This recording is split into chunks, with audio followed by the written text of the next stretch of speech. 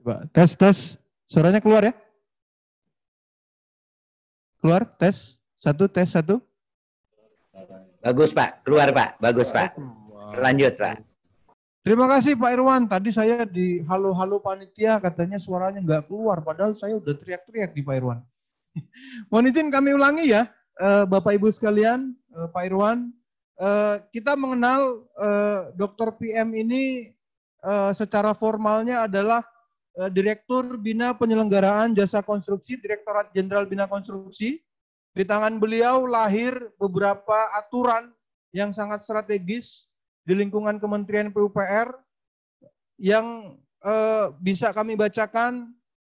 Yang pertama adalah sistem pengaturan terkait dengan design and build. Yang berikutnya sistem pengaturan tentang sistem manajemen keselamatan konstruksi atau kita kenal SMKK. Pengaturan tentang sistem manajemen mutu, SMM, juga lahir di tangan beliau. Dan yang tak kalah penting adalah khususnya Peraturan Menteri PUPR nomor 14 tahun 2020 yang dilahirkan dalam jangka waktu yang sangat singkat. Mengacu kepada putusan Mahkamah Agung yang harus selesai dalam 90 hari.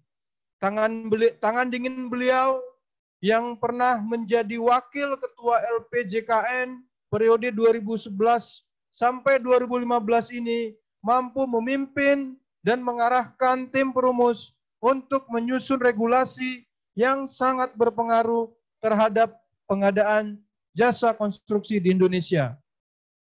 Bapak Ibu yang kami hormati, kami harapkan Bapak Ibu mengikuti sesi ini karena memang beliau sangat berharap Bapak Ibu serius, fokus, dan ini ditunjukkan beliau bersedia hadir di studio kami ini walaupun dalam waktu singkat, tapi alhamdulillah pasti banyak kekurangan ini Pak Dir, nanti kami mohonkan untuk bisa disampaikan terkait dengan Peraturan Menteri PUPR nomor 14 tahun 2020. Waktu dan tempat kami persilakan Pak Dir untuk waktunya kami berikan sekitar 50 menit dan sisanya akan digunakan untuk tanya jawab. Kami berikan sisa waktu yang cukup banyak untuk tanya jawab supaya Bapak Ibu bisa menyampaikannya baik melalui Zoom chat ya, Zoom chat yang ada di fasilitas Zoom meeting kita, serta nanti akan bertanya langsung. Nah, untuk itu waktu dan tempat kami persilakan Pak Dr. PM. Baik, terima kasih Pak Andi Pohan, Bapak Ibu sekalian yang kami hormati, rekan-rekan Gapeksindo, khususnya yang kami hormati Pak Ketum, Pak Irwan Katirwan. Assalamualaikum warahmatullahi wabarakatuh. Selamat pagi, salam sejahtera buat kita semua.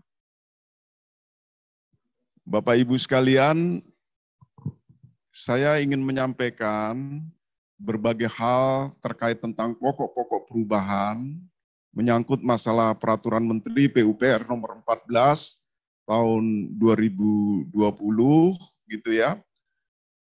Saya ditemani teman-teman saya di luar sana, ada Mas Indro Ponco, kemudian ada Mas Fani, ada Mbak Kiki, ada Mbak Elis, yang nantinya ketika ada ruang diskusi, barangkali Pak Andi bisa diberikan ruang untuk teman-teman saya yang kebetulan memang terlibat langsung dalam penyusunan ini untuk berkontribusi dalam ruang diskusi nanti.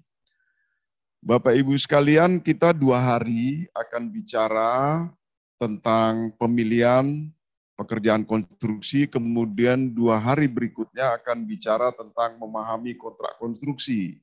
Karena sesungguhnya antara pemilihan dengan kontrak itu merupakan satu keping mata uang yang tidak dipisahkan. Oleh karena itu saya mohon kesabaran dari teman-teman Gapeksindo yang sudah diinisiasi oleh Pak Irwan ini, jumlahnya cukup banyak, barangkali bisa mengikuti sampai dengan selesai terkait tentang pemahaman regulasi ini, Bapak Ibu sekalian, gitu ya.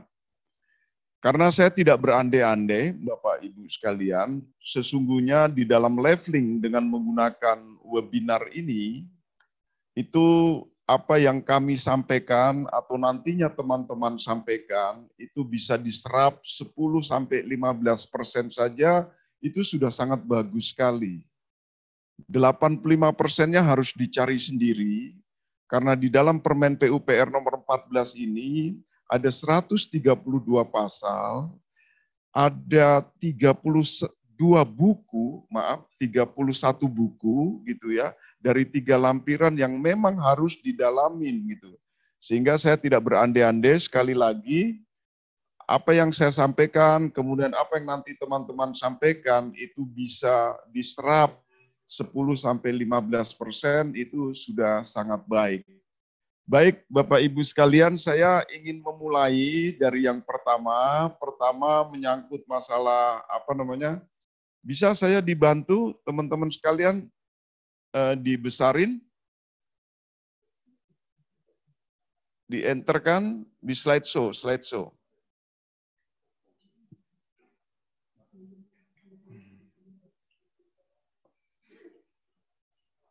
Halo, di sana bisa saya...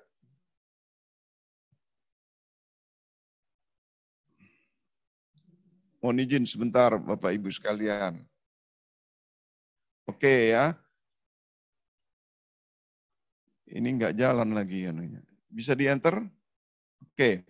Teman-teman sekalian, saya ingin berangkat dari filosofi ya tentang urgensi kenapa PM 7 tahun 2020 itu dirubah. Maaf, PM 7 tahun 2019 itu diganti menjadi PM 14. Jadi bukan direvisi, tapi diganti karena muatannya di dalamnya lebih 50% yang diganti.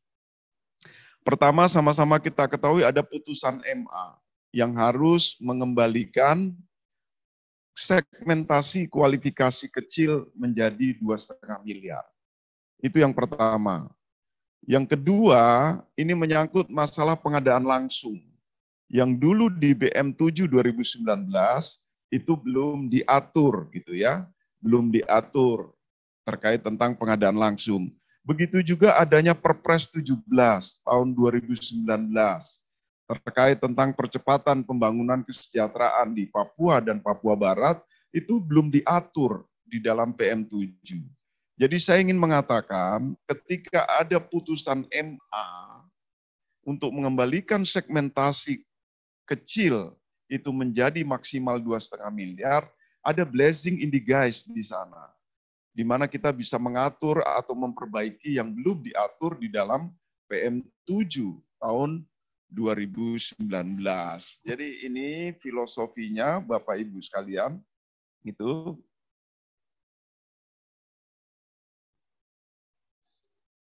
Oke. Terus yang kedua, bagaimana lingkup pengaturannya? Bapak Ibu sekalian. Dulu di PM 7 masih sedikit ambigu. Karena PM 7 tahun 2019, PM 7 itu peraturan menteri ya Bapak Ibu sekalian nomor 7. Bukan Putut Marhayudi nomor 7 gitu ya. Gitu. Jadi dulu di dalam PM 7 tahun 2019, lingkup pengaturannya itu hanya sebagai acuan bagi daerah untuk menyusun SDP. Nah sekarang lebih clear lagi di PM 14 itu, di mana kalau teman-teman saya sebagai pengguna jasa, apakah PPK maupun Pokja mau menenderkan paket pekerjaan yang sumber dananya APBN maupun APBD, baik itu di kementerian maupun di lembaga atau di perangkat daerah, maka harus merefer pada PM 14 ini, gitu ya. Jadi sekali lagi, ini sudah saya sampaikan ke dalam lingkup PU untuk semua PPK, semua Pokja seluruh Indonesia gitu ya. Kalau Anda mau menenderkan paket pekerjaan yang sumber dananya APBN maupun sumber dananya APBD, maka harus, kalau itu pekerjaan konstruksi dan jasa konsultansi konstruksi, maka harus merefer pada PM14 ini. Itu teman-teman sekalian terkait tentang lingkup pengaturannya. Kemudian saya yakin di sana teman-teman Gapexindo barangkali juga sebelum terbitnya PM14 ini sudah mengikuti pengadaan jasa konstruksi yang dibidingkan oleh teman-teman saya gitu ya. Jadi di dalam ketentuan peralihan ini sudah diatur teman-teman sekalian. Kalau pengadaan jasa konstruksinya sudah sampai di tahap perencanaan pengadaan maupun persiapan pengadaan sebelum diterbitkannya PM14 ini, maka silakan menyesuaikan, merefer pada PM14 ini, gitu ya. Tapi kalau pengadaan jasa konstruksinya itu telah sampai pada tahap pelaksanaan sebelum terbitnya PM14 ini, maka silakan tetap mengikuti PM07 tahun 2019 sampai dengan selesainya seluruh kegiatan daripada paket pekerjaan tersebut. Ya, teman-teman sekalian, jadi di dalam ketentuan peralihan ini sudah diatur gitu. Kalau tahapan pengadaannya sebelum diterbitkannya PM14 ini sudah sampai apakah itu di perencanaan, apakah itu di persiapan, ataukah sudah sampai di pelaksanaan, gitu ya. Baik, itu teman-teman sekalian. Selanjutnya, sebelum terbit daripada PM14 ini, barangkali juga ada teman-teman saya di sana, baik itu sebagai Pokja maupun sebagai PPK, sudah melaksanakan sampai dengan tahap pelaksanaan, tapi ternyata tendernya gagal. Maka kita lihat tender gagalnya itu karena apa, gitu ya. Jadi sekali lagi, kalau misalkan ada paket yang diumumkan sebelum 18 Mei 2020, karena PM14 ini kan diundangkan 18 Mei 2020. Kemudian ditetapkan sebagai tender gagal atau seleksi gagal, maka kita lihat apakah tender gagalnya karena evaluasi ulang, apakah tender gagalnya karena harus menyampaikan penawaran ulang, atau tender gagalnya harus dilakukan tender atau seleksi ulang. Jadi kalau dia evaluasi ulang, tender gagalnya, maka silakan tetap menggunakan PM7. Atau menyampaikan penawaran ulang, maka silakan juga penyampaian penawaran ulangnya itu sesuai dengan PM7 tahun 2019 gitu ya. Tapi kalau tender gagalnya itu tender ulang atau seleksi ulang, maka ya harus dilaksanakan sesuai dengan PM14 gitu ya, sesuai dengan PM14. Gitu ya, teman-teman Gapexindo ya, kalau Anda sudah mengikuti tender kemudian tendernya gagal gitu ya, kita lihat gitu kriterianya, apakah evaluasi ulang, apakah penyampaian penawaran ulang, atau tender seleksi ulang. Ini sudah diatur di dalam PM14 ini. Baik, selanjutnya teman-teman sekalian, apa saja pokok-pokok perubahan? Saya mohon kesabaran daripada teman-teman, saya secara pelan-pelan untuk menyampaikan, karena untuk meringkas 31 buku ini juga sesuatu yang tidak sederhana gitu ya. Barangkali pokok-pokok perubahan ini nantinya bisa memprovokasi teman-teman untuk lebih mendalami terkait tentang perubahan yang ada di dalam PM14 ini. Ada segmentasi yang berubah, ada pengaturan pengadaan langsung sampai dengan pengaturan kontrak kerja konstruksi tersebut. Khusus menyangkut masalah kontrak kerja konstruksi, kita akan bahas di hari Rabu dan Kamis gitu ya. Tapi pokok-pokok perubahannya akan saya sampaikan di di dalam sesi pertama ini, teman-teman sekalian. Baik, mari kita coba lihat satu persatu pokok-pokok perubahan tersebut. Pertama, segmentasi dari pemaketan pekerjaan konstruksi. Karena Gapexindo ini kan kontraktor semuanya isinya. Sekarang, suka atau tidak suka, gitu ya, segmentasi sudah berubah. Di mana untuk kualifikasi kecil itu maksimal 2,5 miliar.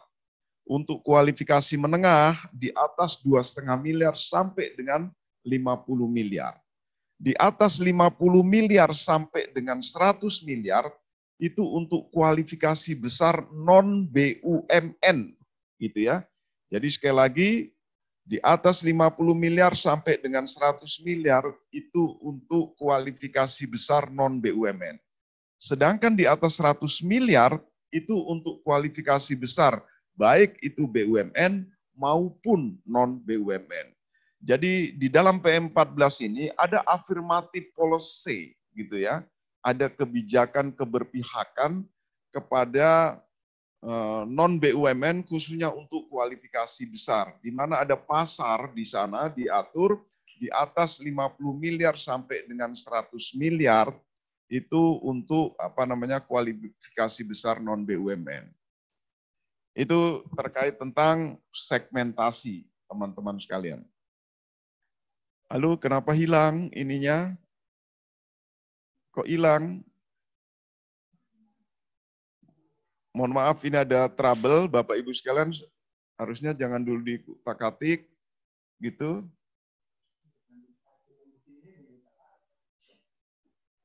Mohon maaf, ini hilang di layar. Pak Irwan, di layar hilang Pak Irwan? Hanya Pak Putut doang. Iya, ya. Yang kelihatan, Pak. Iya, ini. Maaf, ini karena perdana gitu. Materinya nggak kelihatan. Materinya saya nggak kelihatan. Mohon kesabarannya sebentar Pak Irwan, ini rupanya teknisinya sedang ya. Sebentar Pak Irwan, ada, nah ini oke. Jangan dulu dirubah-rubah gitu ya. Oke. Baik. Saya lanjutkan gitu ya. Tolong terus di slideshow teman-teman. Oke, sekarang kita bicara pengadaan langsung, Bapak Ibu sekalian, ya. Sekarang kita bicara pengadaan langsung. Kita tahu sama-sama ada data di sana terkait tentang pengadaan langsung itu, ada hampir 28 triliun pengadaan langsung. Maka dulu terkait tentang pekerjaan konstruksi dan jasa konsultansi konstruksi, pengadaan langsungnya belum diatur. Nah, sekarang sudah diatur pengadaan langsungnya. Oke, berapa batasan nilai dari pengadaan langsungnya? Ada 2 regulasi yang di-refer di sini, teman-teman sekalian. Pertama, Perpres 16 tahun 2018. Yang kedua, Perpres 17, khususnya untuk wilayah Papua dan Papua Barat. Barangkali ada teman-teman dari Gapexindo yang dari Papua dan Papua Barat, gitu ya. Untuk pengadaan langsung, batasan nilainya kalau di luar Papua dan Papua Barat itu untuk konsultan maksimal 100 juta. Tapi untuk pekerjaan konstruksi maksimalnya 200 juta, gitu ya. Tapi khusus di wilayah Papua dan Papua Barat kita merefer pada Perpres 17, gitu ya. Di mana untuk jasa konsultansi maksimalnya 200 juta. Sedangkan untuk pekerjaan konstruksi maksimalnya 1 miliar. Ini pengadaan langsung Bapak Ibu sekalian yang cukup besar alokasi dananya di di seluruh Indonesia. Baik yang khususnya untuk yang APBD juga gitu ya. Oke. Itu batasan nilainya. Kemudian siapa yang boleh ikut gitu. Halo, tolong slide-nya. Oke. Tolong di slide show ya. Oke. Ini batasan yang boleh ikut siapa? Bapak Ibu sekalian untuk pengadaan langsung gitu ya.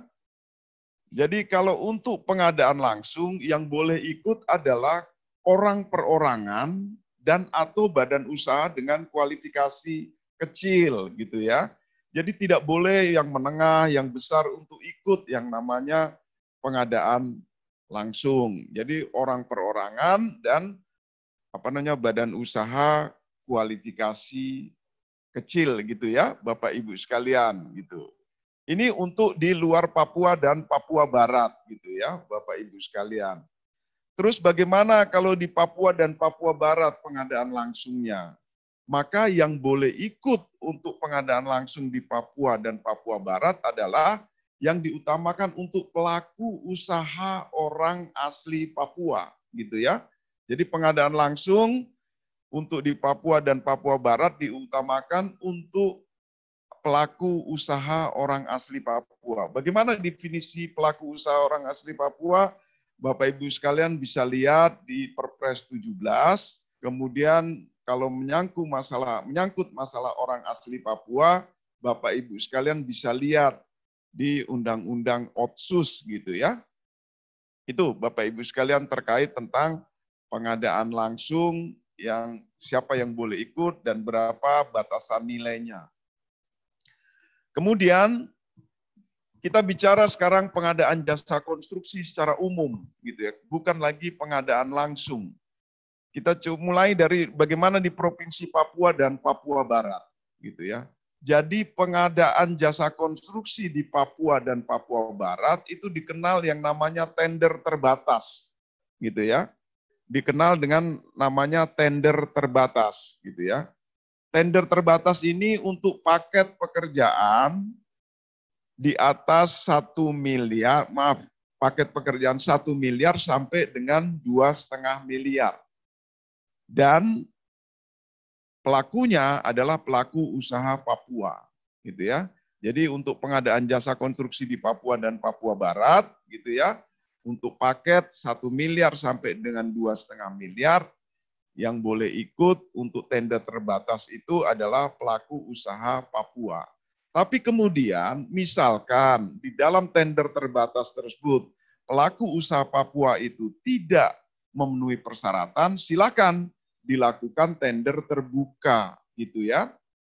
Silakan dilakukan dengan tender terbuka sesuai dengan Perpres 17 ya gitu ya, kalau misalkan tidak ada yang memenuhi itu. Nah, kemudian bagaimana yang kualifikasi menengah dan kualifikasi besar untuk pengadaan jasa konstruksi di Papua dan Papua Barat gitu ya. Ada kewajiban karena ada afirmatif policy khususnya di Papua dan Papua Barat, kalau teman-teman Gapeksindo mau ikut tender di Papua dan Papua Barat untuk kualifikasi kecil, untuk kualifikasi menengah dan kualifikasi besar, maka harus melakukan pemberdayaan kepada pelaku usaha Papua. Nah, pemberdayaan ini dalam bentuk KSO atau subkon, gitu ya, teman-teman sekalian. KSO atau subkon. Ada dua pilihan. Kalau sudah KSO, tidak perlu lagi subkon. Tapi kalau sudah subkon, tidak perlu lagi ber-KSO. Atau mau dua-duanya juga silakan, gitu kan. Ini berupa pilihan. Jadi kalau ada Gapeksindo, badan usahanya dari Jakarta atau dari Makassar, mau ikut involve dalam pekerjaan konstruksi di Papua dan Papua Barat, maka Anda harus melakukan pemberdayaan dengan melalui KSO atau subkon tadi. Itu untuk pengadaan jakon di Papua dan Papua Barat. Nah, kemudian ini menyangkut masalah pengaduan. Bisa diangkat sedikit ininya, Nah, oke, menyangkut masalah pengaduan. Teman-teman sekalian, kita sama-sama tahu di dalam Perpres 16 ya, terkait tentang pengaduan itu sudah diatur. Masyarakat boleh melakukan yang namanya pengaduan kepada APIP atau kepada APH, APH meneruskan kepada APIP. Yang diatur di PM14 ini khusus untuk pengaduan yang dilakukan oleh peserta, gitu ya. Jadi PM14 ini tidak membatasi pengaduan oleh masyarakat. Silakan masyarakat boleh mengadu karena Perpres sudah mengatur seperti itu. Tapi khusus peserta yang ketika dia ikut sebagai peserta bidding dengan memasukkan penawaran, maka Anda boleh mengadu ketika sudah melewati mekanisme sanggah dan sanggah banding. Ini ada program edukasi di situ, teman-teman sekalian. Karena kita berharap gitu ya, jangan ada badan usaha yang kerjaannya hanya mengadu gitu ya. Jadi boleh mengadu tapi harus melalui mekanisme yang ada, yaitu sanggah dan sanggah banding. Misalkan Anda tidak puas dengan hasil yang diperoleh dalam pemilihan, kemudian dibuka masa sanggah, Anda melakukan sanggah. sudah dijawab tidak puas, Anda harus melakukan sanggah banding. Jangan belok kiri untuk melakukan pengaduan. Itu tidak akan ditindaklanjuti. Jadi ini ada program edukasi di situ supaya jangan sampai ada badan usaha yang kerjaannya hanya mengadu saja, gitu ya. Anda boleh mengadu, tapi harus melewati mekanisme sanggah, gitu ya, dan sanggah banding. Nah, tolong slide-nya lagi, oke. Nah, kemudian metode pemilihan, ini metode pemilihan juga ada hal yang berubah, teman-teman sekalian, terkait tentang metode pemilihan ini, gitu ya. Khususnya untuk pekerjaan kompleks, ini ada penambahan metode pemilihan melalui harga terendah ambang batas. Dulu kita tahu bersama, ya, metode pemilihan itu dengan menggunakan sistem nilai untuk pekerjaan yang kompleks, gitu ya. Sekarang ditambah dengan harga terendah ambang batas, gitu ya. Tinggal choice mana yang akan Anda pilih, mau menggunakan sistem nilai atau menggunakan harga terendah ambang batas. Nah, kenapa filosofinya kok ditambahin, gitu ya? Dalam pengaturan ini terkait tentang metode pemilihan, ini supaya kita mendapatkan efisiensi daripada harga. Karena ketika bicara metode pemilihan dengan harga terendah ambang batas, itu secara teknisnya dia memenuhi secara harga, dia mendapatkan harga yang terbaik, gitu ya, untuk menentukan pemenangnya. Itu terkait tentang metode pemilihan yang juga ada perubahan. Kemudian KSO tadi, teman-teman sekalian. Kalau KSO, sekali lagi, kalau untuk wilayah Papua dan Papua Barat, itu wajib untuk ber-KSO. Tapi sekali lagi ada choice, ada pilihan. Jangan dirubah-rubah dulu, teman-teman sekalian, gitu ya, slide-nya. Gitu. Jadi, tapi KSO di luar Papua dan Papua Barat, itu tidak wajib sebenarnya. Gitu ya, tidak wajib untuk ber-KSO. Kalau Anda mampu sendiri, silakan. Tapi kalau Anda ber-KSO, maka ada aturannya terkait tentang jumlah KSO-nya. Di mana kalau pekerjaannya kompleks, itu maksimal 5. Kalau pekerjaannya tidak kompleks, itu maksimal 3. Gitu ya. Litfim-nya juga sudah diatur dengan modalitas paling banyak 70% gitu ya, terkait tentang KSO. Dan persyaratan KSO itu satu level atau satu level di bawahnya, gitu ya. Misalkan besar dengan besar, menengah dengan menengah, atau besar dengan menengah, menengah dengan kecil. Yang tidak boleh ber-KSO adalah kecil dengan kecil atau besar dengan kecil. Karena sesungguhnya filosofi daripada ber-KSO itu untuk bisa terwujud yang namanya transfer knowledge, gitu ya. Jadi teman-teman sekalian, kalau di Papua dan Papua Barat itu pilihan dan wajib untuk KSO, tapi kalau di luar Papua dan Papua Barat tidak wajib. Tapi kalau Anda mau ber-KSO, ada aturannya. Itu terkait tentang KSO. Nah, kemudian tolong turun lagi slide-nya. Oke, ya. Sekarang SBU dan IUJK. Teman-teman sekalian, gitu ya. Ini persyaratan SBU dan persyaratan daripada IUJK. Ada afirmatif policy ini. Ini saya sudah sampaikan juga kepada seluruh PPK dan Pokja lingkup PU se-Indonesia. Bahwasanya untuk segmentasi kualifikasi kecil, syarat SBU-nya paling banyak 1, gitu ya, untuk kualifikasi kecil. Sekali lagi, paling banyak 1 SBU. Nah, SBU yang disyaratkan itu sampai dengan subklasifikasi. Kalau dulu, kalau kecil kan hanya sampai dengan klasifikasi. Tapi sekarang baik kecil, menengah, kemudian besar, itu sampai dengan subklasifikasi. Ya. Kalau untuk segmentasi yang kualifikasi menengah dan besar, paling banyak 2 SBU. Ya, paling banyak 2 SBU itu, kalau cukup 1 SBU, ya nggak apa-apa. Karena paling banyak 2 SBU. Itu terkait tentang persyaratan SBU. Kemudian bagaimana dengan IUJK? Mandatori. Teman-teman sekalian, di lapangan ada dua bentuk IUJK. Yang pertama IUJK yang diterbitkan oleh kabupaten kota, di mana domisili badan usaha. Ya. Kemudian sekarang ada IUJK yang diterbitkan oleh online single submission, gitu ya. Oleh karena itu ada afirmatif lagi di sini, ada relaksasi.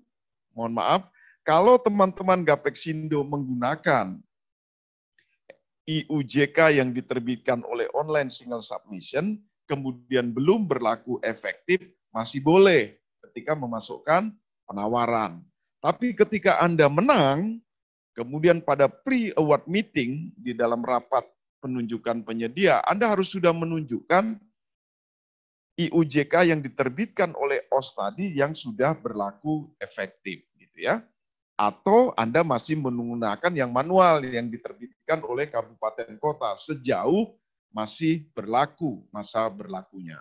Jadi ini menyangkut masalah SBU dan IUJK, teman-teman sekalian.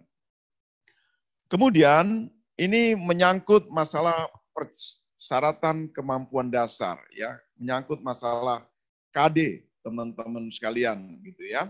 Kalau dulu pengalaman untuk pemenuhan kemampuan dasar itu 10 tahun terakhir. Ini kita ada relaksasi lagi. Kita tambah menjadi 15 tahun terakhir, gitu ya. Ya kenapa kok harus ditambah? Ini supaya ruang kompetisinya lebih luas, gitu, teman-teman sekalian ya. Ruang kompetisinya lebih luas. Nah, kita atur untuk kualifikasi yang menengah dan kualifikasi yang besar terkait tentang pengalaman untuk menghitung KD itu. Jadi KD itu harus sesuai dengan subklasifikasi SBU yang disyaratkan, gitu ya. Misalkan SBU yang disyaratkan itu klasifikasinya sipil, SI, kemudian subklasifikasinya itu 001. Misalkan 001 itu jalan, gitu. Maka pengalaman badan usaha tersebut yang bisa digunakan untuk menghitung kemampuan dasarnya tidak ansih untuk paket pekerjaan jalan, tapi bisa saja pengalaman mengerjakan pekerjaan jalan di bendungan, pekerjaan jalan di irigasi, pekerjaan jalan di pemukiman kawasan. Itu boleh digunakan untuk menghitung kemampuan dasar tersebut, gitu ya, teman-teman sekalian. Nah, kemudian kalau untuk kualifikasi besar, di samping apa yang sudah saya sampaikan tadi, KD sesuai dengan subklasifikasi SBU yang disyaratkan, juga harus sesuai dengan lingkup pekerjaan yang yang disyaratkan, gitu, yang ditenderkan, gitu, teman-teman sekalian, gitu. Oke, selanjutnya menyangkut masalah metode pelaksanaan ini, teman-teman sekalian ya. Jadi menyangkut masalah metode pelaksanaan ini, kalau dulu untuk yang kualifikasi kecil, kualifikasi menengah, kemudian kualifikasi besar, itu semua metode pelaksanaannya itu dikompetisikan. Sekarang tidak lagi. Jadi metode pelaksanaan ini dikompetisikan untuk yang paket pekerjaan yang bersifat kompleks atau kualifikasi besar, gitu ya. Karena apa? Karena diharapkan ada inovasi di situ. Itu ada inovasi sehingga untuk yang kompleks dan kualifikasi besar itu metode pelaksanaannya dikompetisikan. Terus pertanyaannya adalah bagaimana yang kecil dengan menengah? Bukan berarti yang kecil dan menengah tidak menggunakan metode pelaksanaan, tetap menggunakan metode pelaksanaan, tapi menggunakan metode pelaksanaan yang disyaratkan oleh PPK, gitu. Biasanya PPK itu sudah memiliki metode pelaksanaan yang disusun oleh konsultan perancang dalam kurun waktu 2-3 bulan, gitu ya. Jadi sekali lagi, kalau yang kualifikasi kecil dan menengah itu metode pelaksanaan tidak dikompetisikan karena mengikuti metode pelaksanaan yang dimiliki oleh PPK, sedangkan yang kualifikasi besar itu metode pelaksanaannya dikompetisikan agar diperoleh inovasi dan percepatan dalam hal ini. Oke, ini menyangkut masalah metode pelaksanaan. Selanjutnya, tolong turun lagi. Oke, ini peralatan utama, teman-teman sekalian ya. Menyangkut masalah peralatan utama ini. Jadi kita sama-sama tahu Bapak Ibu sekalian, ketika menggunakan peralatan ini yang dievaluasi adalah jumlah, jenis, kapasitas gitu ya. Terkait tentang merek, lokasi, kemudian tahun pembuatan itu tidak merupakan bagian daripada evaluasi. Nah, peralatan ini teman-teman sekalian, kepemilikannya itu ada 3 diatur dalam PM14 ini. Pertama melalui sewa, yang kedua melalui leasing atau sewa beli, yang ketiga itu milik sendiri.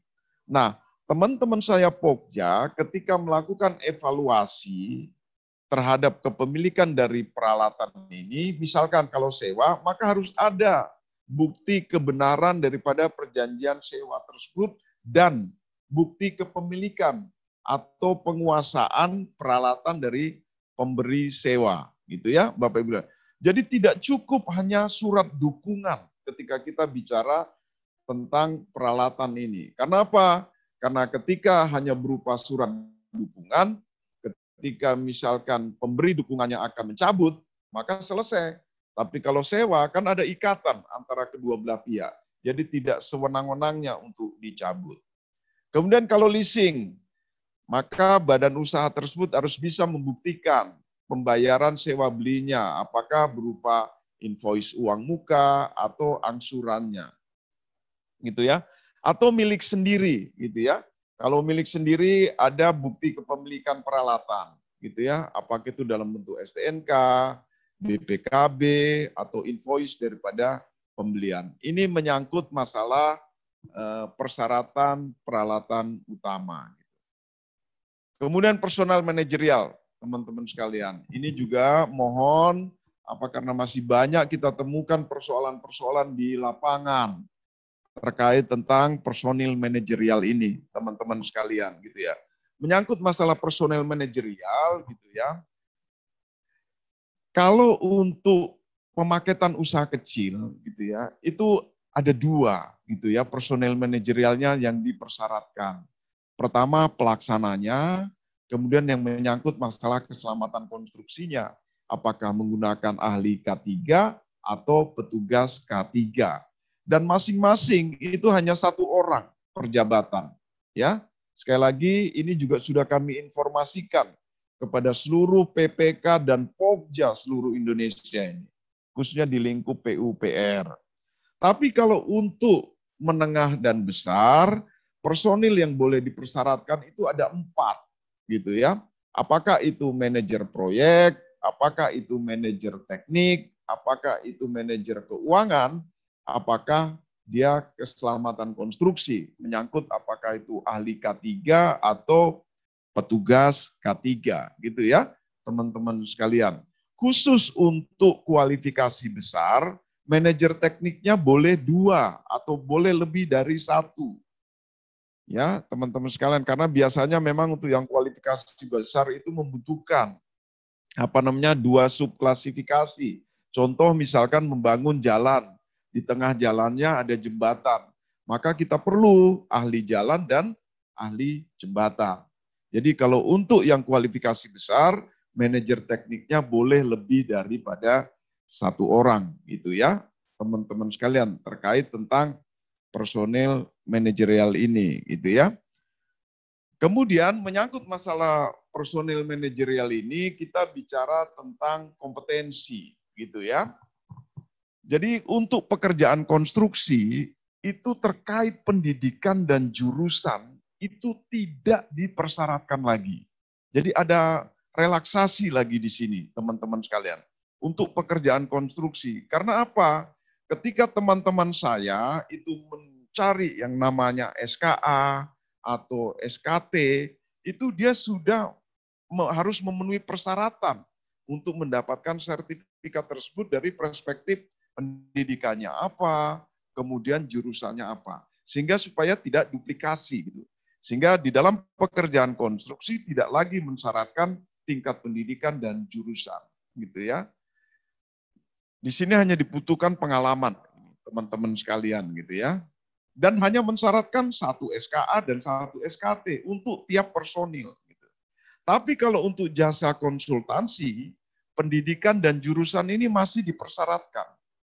Karena kita sama-sama tahu kalau jasa konsultansi itu brainware, outputnya berdasarkan dari tenaga ahli yang digunakan. Sehingga tingkat pendidikan dan jurusan dari tenaga ahlinya itu masih menjadi persyaratan. Tapi kalau untuk pekerjaan konstruksi, tidak lagi dipersyaratkan untuk tingkat pendidikan dan jurusan. Dia hanya mempersyaratkan pengalaman gitu ya untuk pekerjaan konstruksi. Nah, menyangkut masalah pengalaman, ini teman-teman sekalian, bagaimana menghitung pengalaman gitu ya. Kalau dulu pengalaman itu berdasarkan jenis pekerjaan gitu ya. Sekarang pengalaman itu dilihat dari sisi keahlian dan keterampilan yang disyaratkan gitu. Tidak berdasarkan dari jenis pekerjaan, tapi berdasarkan dari keahlian dan keterampilan. Tadi saya sudah ilustrasikan gitu ya. Misalkan membangun jalan gitu ya. Tidak ansih di paket jalan pengalamannya saja. Boleh pengalaman di bendungan, tapi pekerjaan jalan, pengalaman pekerjaan di irigasi, pengalaman pekerjaan di pemukiman, dan lain sebagainya. Tidak ansih di paket jalan, itu teman-teman sekalian. Itu menyangkut masalah bagaimana pengalaman pekerjaan yang dihitung.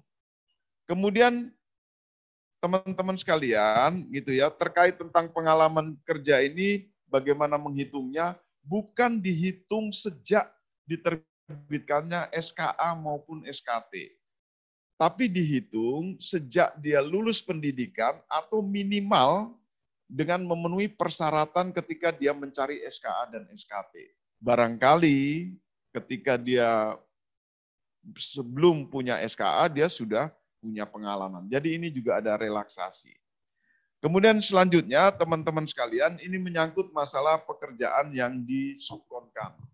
Ini juga banyak ditemukan permasalahan di lapangan, Bapak Ibu sekalian, terkait tentang persyaratan pekerjaan yang disubkonkan. Di PM14 ini sudah clear gitu ya, sudah sangat jelas. Kalau teman-teman Gapeksindo mengikuti paket pekerjaan di atas 25 miliar, maka pekerjaan yang disubkonkan itu sudah harus dituliskan ya dalam dokumen pemilihan. Karena wajib ini untuk mensubkonkan gitu ya, kalau paket di atas 25 miliar. Bagaimana dengan paket yang di bawah 25 miliar sampai dengan 2,5 miliar? Apakah wajib disubkonkan? Tidak wajib, tapi kalau Anda mau mensubkonkan juga tidak ada masalah gitu. Silakan diperbolehkan. Tapi kalau di atas 25 miliar itu wajib disubkonkan. Pekerjaan mana saja yang disubkonkan? Yaitu yang pertama, sebagian pekerjaan yang bukan utama kepada spesialis. Sebagian pekerjaan yang bukan utama kepada kualifikasi kecil. Apa filosofinya? Kenapa kok harus disubkonkan? Kita sama-sama tahu, teman-teman sekalian, di luar sana ada 129.000 kontraktor. Ya, 87%-nya kualifikasi kecil. 12%-nya menengah, mendekati 1%-nya itu kualifikasi besar.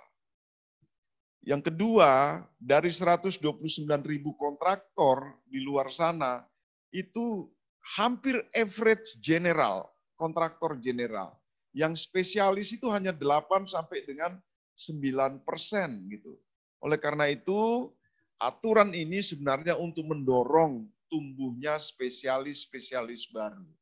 Sehingga suggest buat Pak Ketum, Pak Irwan, barangkali anggotanya bisa didorong untuk munculnya spesialis-spesialis baru. Karena apa? Sesungguhnya badan usaha spesialis ini kan mengerjakan bagian tertentu daripada general. Kita ambil contoh di China, dari 66.000 kontraktornya, 30.000-nya sudah spesialis, 36.000-nya yang general.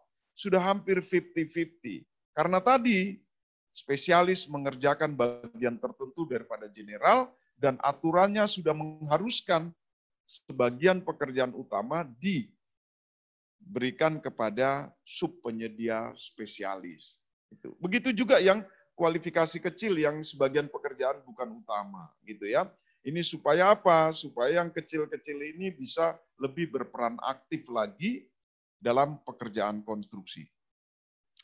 Nah, teman-teman sekalian, kemarin masih ada persoalan di lapangan terkait tentang pekerja spesialis. Sekarang di PM14 sudah di-clear sekali. Sejauh klasifikasinya bukan bangunan gedung dan bangunan sipil, semuanya masuk dalam kategori spesialis.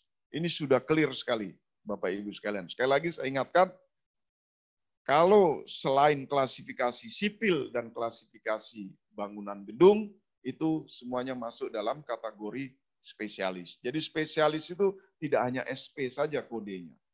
Pokoknya selain klasifikasi bangunan gedung dan bangunan sipil. Kemudian menyangkut masalah nominasi daripada subkon ini. Kalau Anda mengikuti paket pekerjaan di atas 50 miliar, maka dari awal Anda harus sudah menominasikan siapa penyedia jasa spesialis yang akan Anda gandeng, dan siapa penyedia jasa kualifikasi kecil yang akan Anda gandeng. Kualifikasi kecil setempat. Jadi sekali lagi teman-teman sekalian, ini menyangkut masalah subkon ini memang merupakan satu kewajiban gitu ya, supaya menumbuhkan spesialis baru, memberikan peran yang lebih besar kepada kualifikasi kecil. Oke, selanjutnya menyangkut masalah SMKK. Mohon maaf saya agak pelan-pelan teman-teman sekalian, ini menyangkut masalah penerapan SMKK. Filosofisnya sederhana, supaya teman-teman pengguna jasa dan penyedia jasa dalam hal Gapexindo itu care terhadap keselamatan konstruksi. Sehingga di dalam tahapan siklus penyelenggaraan, mulai dari pengkajian, penerapan, perancangan, sampai dengan pembangunan di mana ada procurement di situ, ada pelaksanaan, semua harus menerapkan yang namanya keselamatan konstruksi. Gitu ya. Jadi harus disiapkan dokumennya, apakah rancangan konseptual, ataukah RKK, gitu ya, atau RMPK, rencana mutu pekerjaan konstruksi. Dan ini harus disusun oleh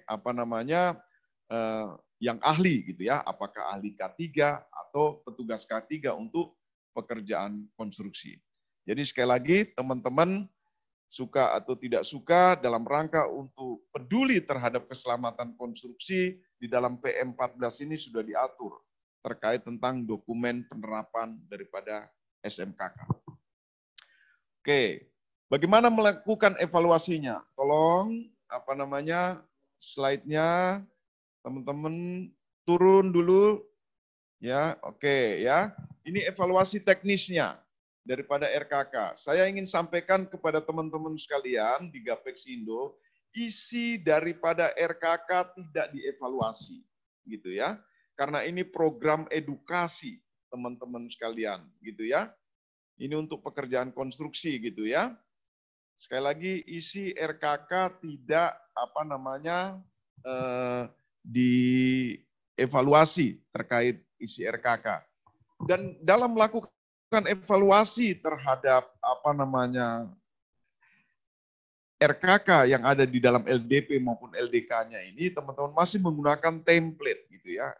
Template-nya itu ada dan tidak ada. Misalkan kan ada 2 item di dalam penerapan SMKK tersebut. Ada elemen SMKK, kemudian ada fakta komitmen. Nah, di elemen SMKK itu ada 5. Kalau Anda hanya menyerahkan 4 elemen, maka dianggap 1 tidak ada, dan itu gugur. Gitu ya. Dan itu gugur. Oleh karena itu, Anda harus menyampaikan 5 elemen SMKK tersebut. Gitu ya. Begitu juga yang fakta komitmen. Kalau Anda tidak menyampaikan fakta komitmen, maka dianggap tidak ada. Berarti gugur. Tapi kalau Anda menyampaikan, kemudian belum ditandatanganin oleh pimpinan perusahaannya, nggak apa-apa. Tapi ketika nanti pre-contraction meeting, gitu ya, Anda harus sudah menyampaikan fakta komitmen yang sudah ditandatanganin oleh pimpinan perusahaan. Itu yang kedua. Yang ketiga menyangkut masalah rincian biaya yang ada 9 item, gitu ya. Ya, saya ingin tegaskan kepada teman-teman sekalian. Misalkan ada badan usaha, kan ada 9 item ini terkait tentang rincian biaya SMKK ini. ada, kalau dulu rincian biaya itu masuk di biaya umum dan biaya masuk di overhead dan profit. Kalau sekarang sudah masuk di biaya tersendiri sesuai dengan kebutuhan. Kalau Anda gitu ya, Bapak Ibu sekalian, memprediksi satu paket pekerjaan itu dari 9 item Anda hanya memprediksi sesuai kebutuhan 5, Anda tidak gugur gitu ya. Misalkan hanya memprediksinya 5, Anda tidak gugur. Tapi kalau Anda menang, nanti pada pre-award meeting Anda harus melaksanakan 9-9-nya. Ini sekali lagi program edukasi gitu ya. Kenapa Anda kok hanya memprediksinya 5, padahal ada 9 item ini untuk penerapan daripada rincian biaya keselamatan konstruksi tersebut.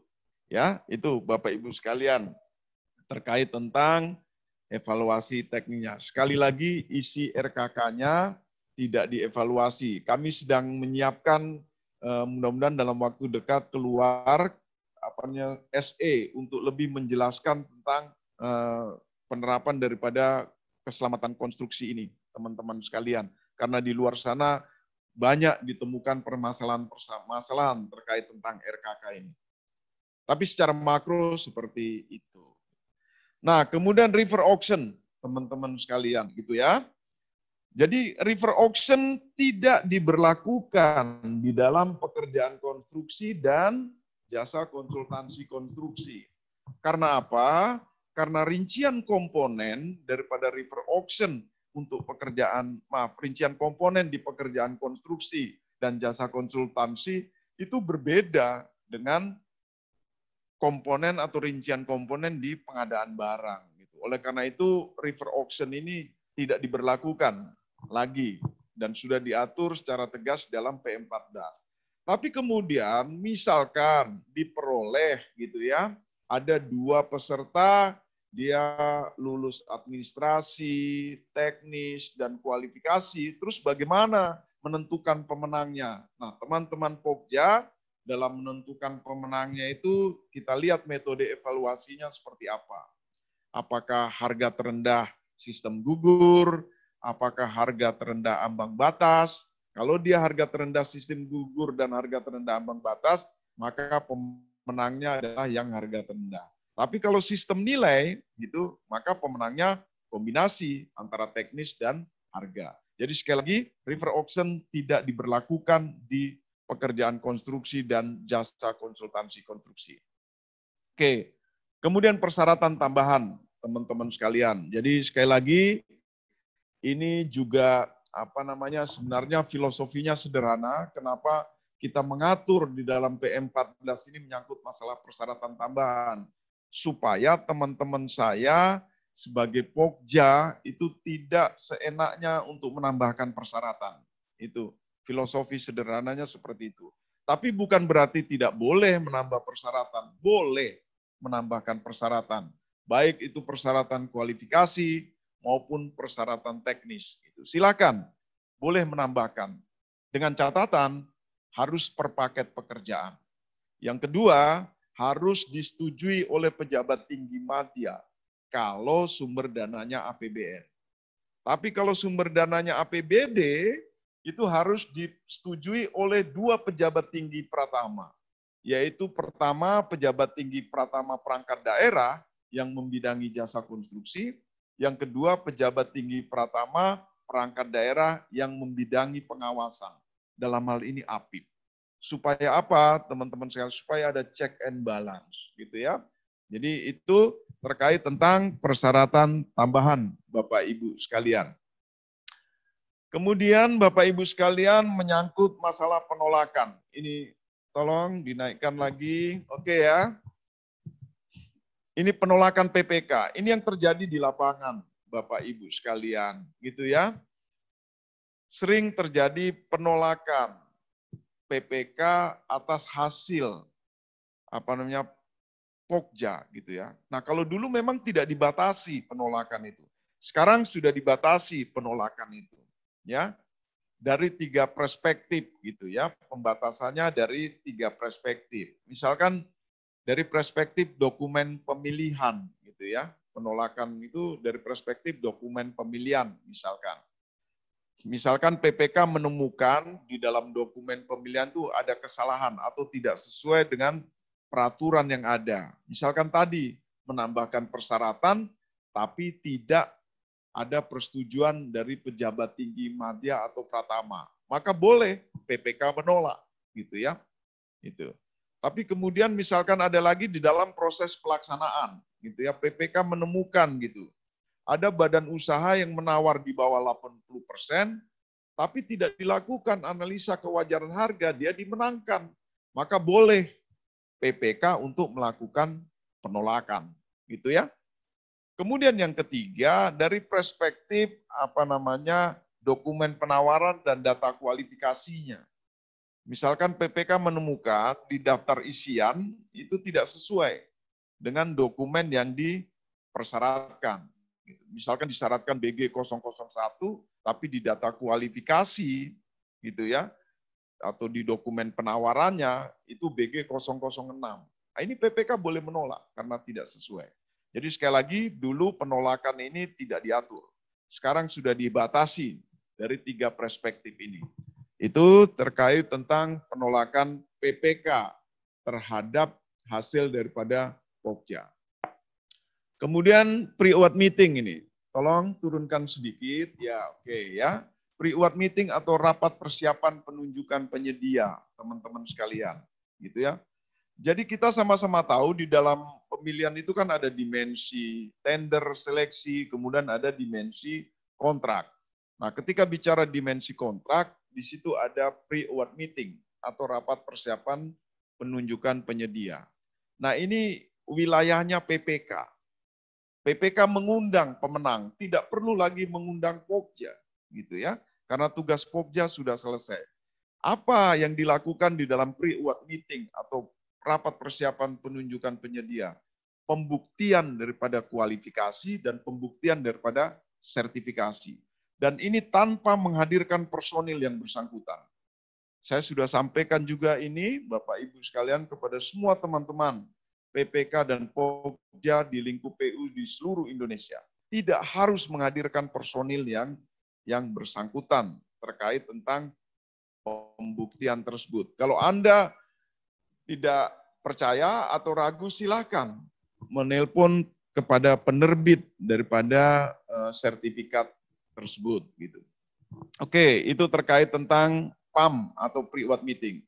Selanjutnya menyangkut masalah pengadaan langsung. Dulu belum diatur, sekarang sudah diatur terkait tentang pengadaan langsung. Sehingga menyangkut masalah rancangan kontraknya juga sudah ada template-nya, Bapak Ibu sekalian, gitu ya. Baik itu untuk pekerjaan konstruksi maupun untuk jasa konsultansi. Apakah itu perorangan atau badan usaha? Apakah jenis kontraknya harga satuan atau lumsum atau waktu penugasan?